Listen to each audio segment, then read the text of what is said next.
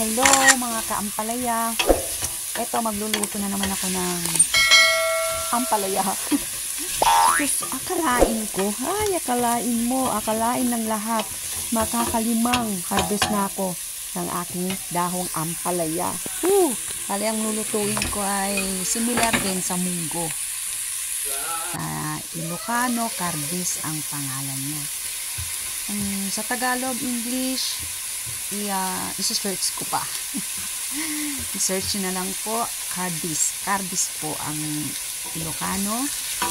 Niluto ko siya parang munggo din. Inuna ko yung bawang sibuyas. Lagyan ko din pala ng pueros. Tsaka kamatis. Ride ko na rin tong karne para maging crunchy ng kaunti. Ganito ako magluto eh. Wow! Kung gusto nyo rin pong gayahin yung luto ko, it's my pleasure. O, diba? Kasi masarap naman para sa akin, para sa pamilya ko, sa mga bata, sa mga anak ko. Masarap naman daw, kaya ganito na yung nakaugalian kong lutuin. Mapa munggo man, mapa garbanzos, lentejas, tsaka cardis. Ganito na yung style na niluluto ko. Ito yung cardis na tinatawag. Binabad ko siya ng saglit lang. Siguro 1 oras o 2 oras. Pwede nyo pong ibabad ito ng buong magdamag. Mas malambot, mas mabilis maluto. Parang munggo, binababad ng matagal. Kasi ngayon ko lang naisipang magluto. Kaya, short time na lang. Gahol na sa oras. Kaya, eto, inaano ko din pala yan, pinapride ko lang ng konti. Konti lang. Ginaganon ko lang muna para ma-absorb lahat ng kanyang yung karne, yung lahat. Hindi ko naman siya pinapatagal na luto, na pinapride. Tapos maya-maya ng konti, lalagyan ko na siya ng tubig. Itong luto kasi nito masabaw. Sa amin, mahilig kami sa sabaw. Medyo nasunog na kanina yung bawang, sibuyas, saka pueros. Kaya ayan, tinigas na sa ilalim. Pero minsan sa mga ganyang mas masarap. Kasi malasa, nagiging brown yung luto. Minsan sinasadya kong maging konting sunog. Yung brown, yung medyo black. Yung tama lang yung pagkasunog ng mga bawang sibuyas. Kasi yung color nun, pag nag-iiba eh. Kaya, tsaka, para sa akin, masarap din. Basta hindi mo naman sunugin pait, hindi naman. Eto, lalagay ko na yung alamang. Galing Philippines, galing Pinas. Masarap, bigay kasi ito ng teacher ng aking anak dati.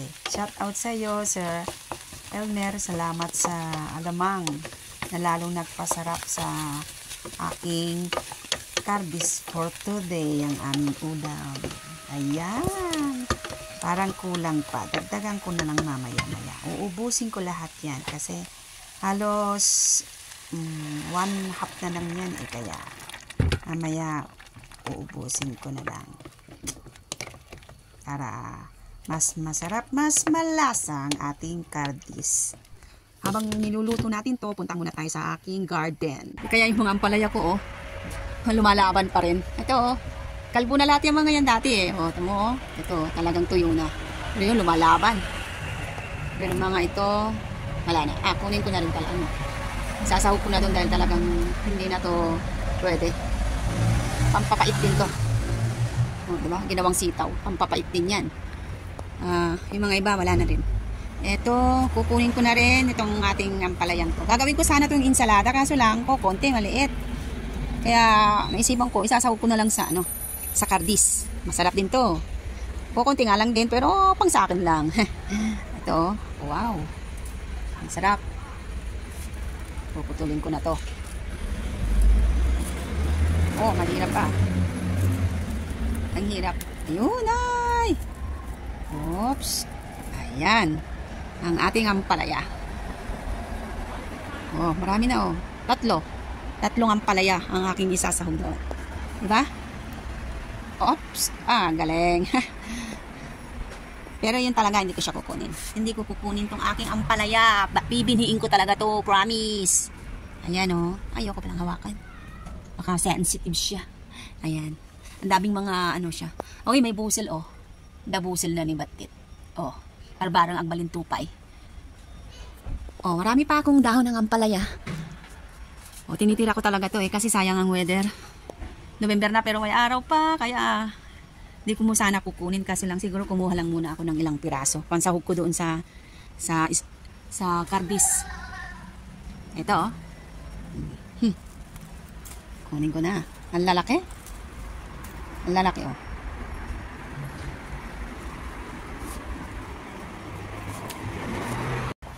Diba? Ang hirap kasi mag-video na mag-isa ka lang. Sariling tiyaga at sipag. Oh. Yung mga malalaking lang ang kukunin ko.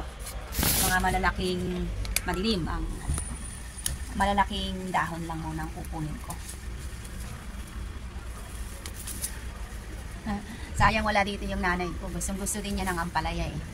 Nung nagtanim ako nung nandito siya, halos siya yung taga Sibug, taga Dilig. Eh, wala eh, nasa Pilipinas na.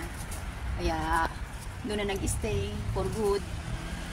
Kaya ipapadala ko itong video na to as may ingit yun. Katatawag nga niya pinapakita ko itong aking ampalaya. Oh, ngayon ka lang nakabunga ng ampalaya. Tuwa siya. Proud na sa akin sa lagay na yun. Proud na si Mother Earth. Na nagkaroon daw ako ng ampalaya, na nakabunga ng ampalaya. Diba? Nagkaroon ng ampalaya. Dati na pala ako nagkaroon ng ampalaya, pero nakabunga talagang happy to the max, sininday. Uy. Kaya mamaya pag niluto ko to, ipapasend ko sa nanay ko. Natutuwa yun.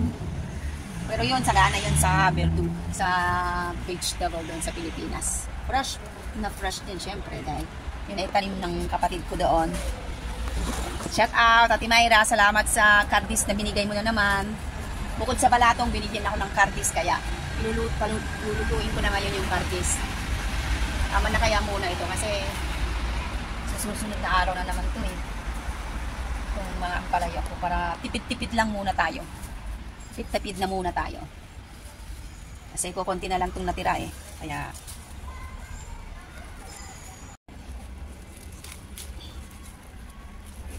ang tipid na lang. Uy, may maliit pa dito. Kukunin ko na itong maliit. Ito oh. Ang liit. Kukunin ko na rin. Kasama din yan sa pampait niya. Yung kardis ko. Ay, haba. O, hindi makita ito. Haba. Ang haba ng aking ampalaya. Ang haba ng ugot niya. Hindi pala yung ampalaya mabahaba. Kundi yung ano ba yan? Siguro ang maganda kong ipangalan sa aking ay Buyoy. Ako si Kaampalaya na bulol. Kasi lagi ako nabubulol pag nagba-vlog ako. Kasi mahihain daw ako eh. Mahihain daw. Ayun, mayroon pa dun sa ilalim ng puting ilaw sa bilog na buwan. Ayan. Napapakanta tuloy ako sa dami ng aking kinukuha na napadami na. Sabi ko konti lang eh. Papanlasa ko lang sa kardis ko kasi ilalagay ko pa ito sa aking saan ko pa nga ba ilalagay? May isipan. Gusto ko sana yung ilagyan sa may okra, may yung pagkain talagang Pinoy. Gusto ko yung ganun eh. Pero hindi ko alam kung kailan ko gagawin at uubusin talaga lahat to para maayos ko na bago talaga mag-winter. Bago malamig na, wala na, malinis na ang parting ito. Malinis na ang parting yan. Diba? O, papakita ko lang yung aking sili. Ayan na yung sili ko. Ayan, ang sipag niya mamulaklak. Pero Abangan na lang uli natin kung mabubuhay sila. May bungang maliit. Ayan. Mahaba pala tong siling to. Ayun oh, mahaba yung siling to. Sana makatikim naman ako ng bunga ng mga siling to. Ito kukunin ko na rin yun. Layo mo naman. Ano?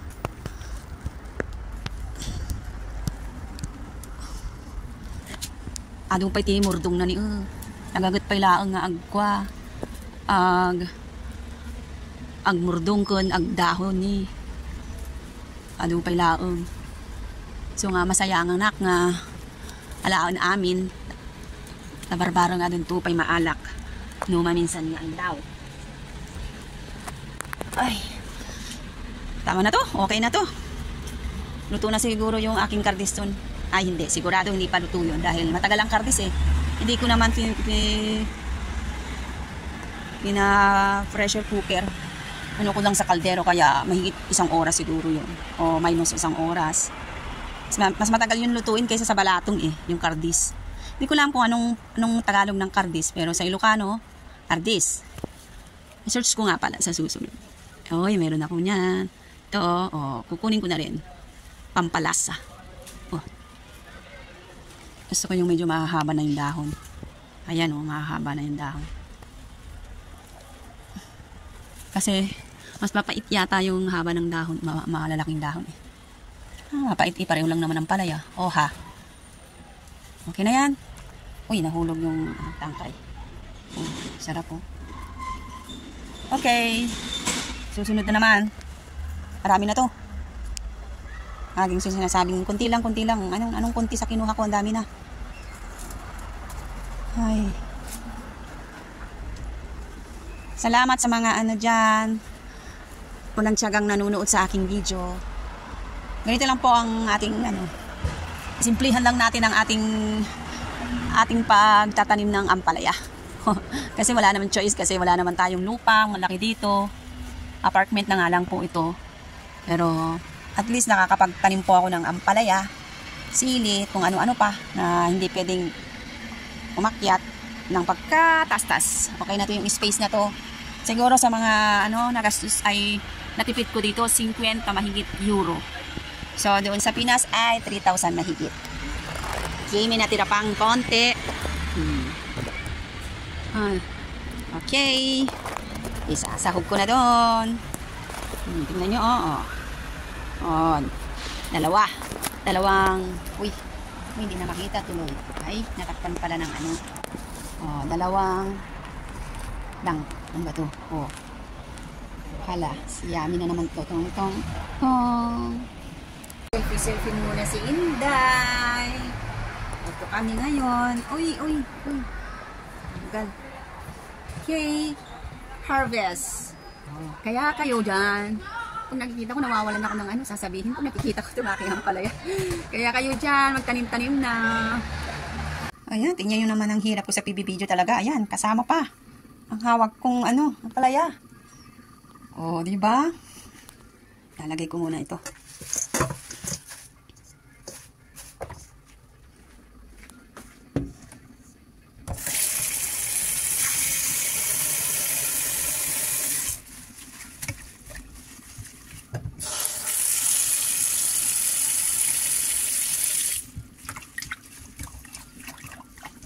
Diba, babad ko muna.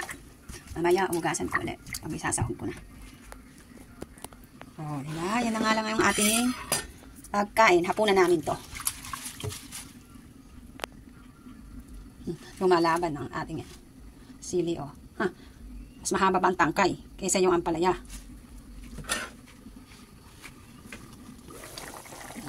Malapit na rin maluto itong ating kardis. Diba? Ano na siya? Nablad na, lumaki na. Iba na rin yung kulay. Sarap na rin yung kulay niya. Tapos ito, pinride ko tong taba ng baboy. Mamaya ko lang ilagay. Kasi luto naman na to. Ang palasa din yan, para lalong sumarap ang ating kardis. Yan, tunog pa lang, kulo pa lang, amoy pa lang, masarap na. Wow! Okay na. Ang tagal kong pinalalambot.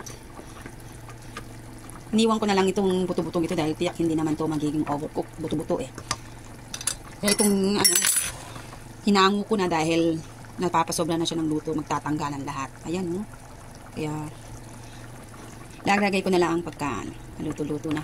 Ito, natikman ko na kanina. Medyo matigas pa siya ng konti. Konting-konti lang kayo. Okay na sa akin to. Kasi pag ayaw ko nang masyado ding malambot, gusto mo minsan ay yung may crunch ng konti. Okay, babalik ko na ito. Dahil ilalagay ko na yung ampalaya. Tsaka yung bunga at dahon. Yummy. Sarap na to. Bilang na bilang yung aking ampalaya, oh. Bilangin ko nga para alam ko mamaya pagkakain na ako. Maliit lang kasi yung naibunga niya eh. Pero okay na. Malalasahan din niya yan. Sa aming mga Ilocano kasi, mahilig kami sa sabaw. Hindi naman siguro lahat ng Ilocano, pero kami, pamilya namin, mga Ilocano talagang masabaw ang aming gusto. Kasi syempre, nahalo pa namin ito sa kanin. Kaya, ito, lalagyan ko pa ng konting sabaw mamaya kasi yung aking ampalaya, marami-rami din to. Tinagdagan ko ito kanina eh. Ayan o, marami-rami ito. Kaya lagyan ko ng konti pa ng sabaw maya-maya. Ay, hindi, ngayon na. Wala nang maya-maya. Ngayon ko na ilalagyan ng konting sabaw pa. Okay na yan. Kasi minsan, nilalagay ako sa tasa, ginagawa kong soup. Kasi masarap naman talaga pag gulay eh. Maganda sa katawan. Manamis-namis. Na maalat-alat. Tamang-tama ang timpla. Lutuin ko lang ng konti itong ampalaya tapos isusunod ko na yung dahon. Ngayon naman yung aming dahon. Ay, saan ka pa?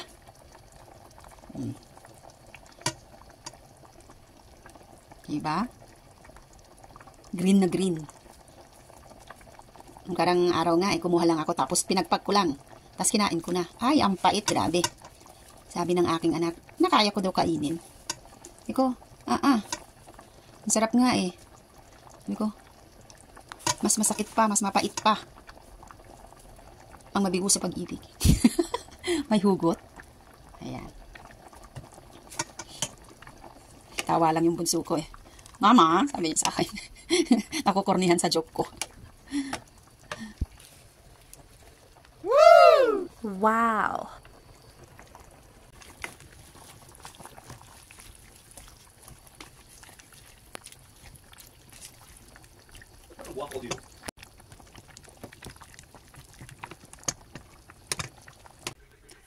It's time to eat. Kakain na tayo.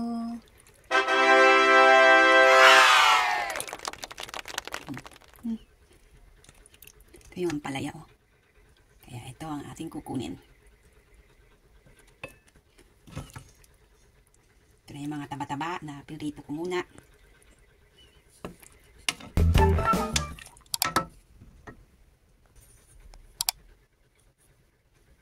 Kasi kuha tayo ng sabaw. Yan!